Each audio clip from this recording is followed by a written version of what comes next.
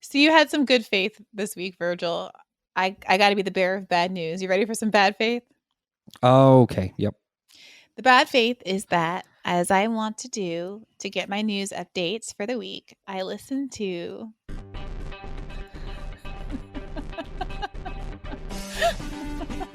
Is this noise supposed to mean something to me? That is a distorted intro for Pod Save America. Who did? Wait, that's their theme? Yeah. Okay, I just was not ready for that. I did not know that was the theme song. So I listened to a couple of episodes, and I just want to really say that I listen in good faith. I'm not like listening because I'm trying to drag anybody or anything like that, but it interests me to know what the narratives are in other political spaces that are not my own. And I think they give the best version of probably the most popular space among the broad left.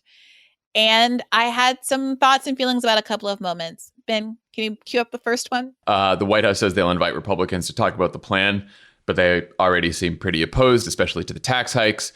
That means Biden needs just about every Democrat in the House and every single Democrat in the Senate. So on the left, you've got progressives like AOC and Pramila Jayapal saying they think the plan should be bigger, that they like the direction of the plan, they like the spirit of the plan, but they think there should be larger investment on just about everything in there, particularly around climate. The reason I wanted to pull this one up, sorry, Virgil, if you want to react, you can react. I already did. I already did. I just didn't know. It's just the noises that they make on the show. Oh God. Well, noises aside, my biggest frustration here, it's a minor point, but the way they characterize progressive objections to the plan, the extent that they go to minimize it, they like the spirit of the plan. I don't remember seeing or hearing an interview, reading a tweet about, I really love the spirit of this plan that I'm now going to criticize for being about 1/5 as big as it needs to do to have any impact on climate change. Yeah. That's the kind of subtle manufacturing of consent that I think a lot of folks aren't going to focus on because it doesn't make for a punchy YouTube video. But that is what typifies the experience of listening more than some of the punchier moments that we're going to get to in a second. Okay.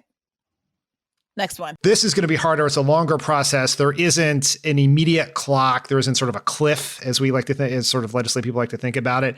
And so you're going to have a whole bunch of committees doing their things. You're going to have a House bill that's probably going to look different than a Senate bill because the progressive voices in the House have more sway and power than they do in the Senate necessarily, where everything comes down to Joe Manchin. And I think it is something that is likely to get done. How much it looks like what President Biden announced earlier this week is an open question.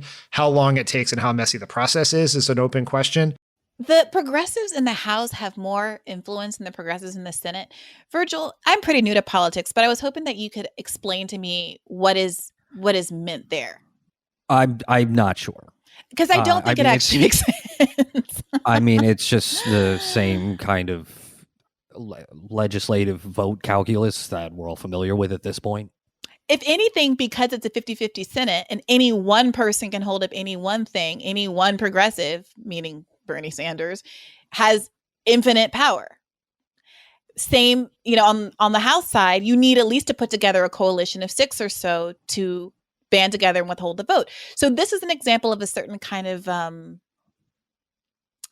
pundit brain kind of word salad that is trying to stand in for something, but I just don't think means anything at all. And it becomes relevant because subsequently they make the case that follows. I think for Democrats in Congress, the key is going to be don't draw lines in the sand just yet until the very end of this, because if you start saying this must be in here or I'm going to vote no or this must be, then you're going to start tripping everyone up early on, which I should say progressives haven't done. Progressives saying they want it to be bigger, but they haven't drawn lines in the sand. The fucking Problem Solvers Caucus are the only ones who've drawn lines in the sand so far. So this is Jon Favreau complimenting progressives for not using their leverage and complaining about the fact that the Problem Solvers Caucus, the conservative blue dogs, have drawn lines in the sand and consequently get paid more attention to than the progressives in Congress. Does this show teach people things? He's just trying to figure out what the explanatory value of any of this what he is explaining is that it's right and good. He's telling millions of people, I don't know how many people listen to the podcast, but a lot of people, that it's right and good and sensible to not try to use your power to flex for more progressive things, because it's bad when bad people use their power. Like power is bad is the lesson that's being taught here. Yeah. It doesn't matter whose hands it's in. You're getting a pat on the head for playing nice. Right. Don't be the squeaky wheel. Other people are going to be a squeaky wheel, and we're going to sit here and wag our fingers at them and say how much we dislike the problem caucus. Don't be like the fucking problem solver caucus. We're like, I'm surprised there wasn't a sad horn sound effect or toilet flushing after that. Right. I mean, I my head really spun around on its axis when I heard this, because they can't be ignorant of the arguments that are being had on the actual left, right? They can't be ignorant of all of the critique that's been going on around ASD. No, they don't. You listen to their show. They don't listen to this show. Yeah, but they're on Twitter, and you cannot. They follow.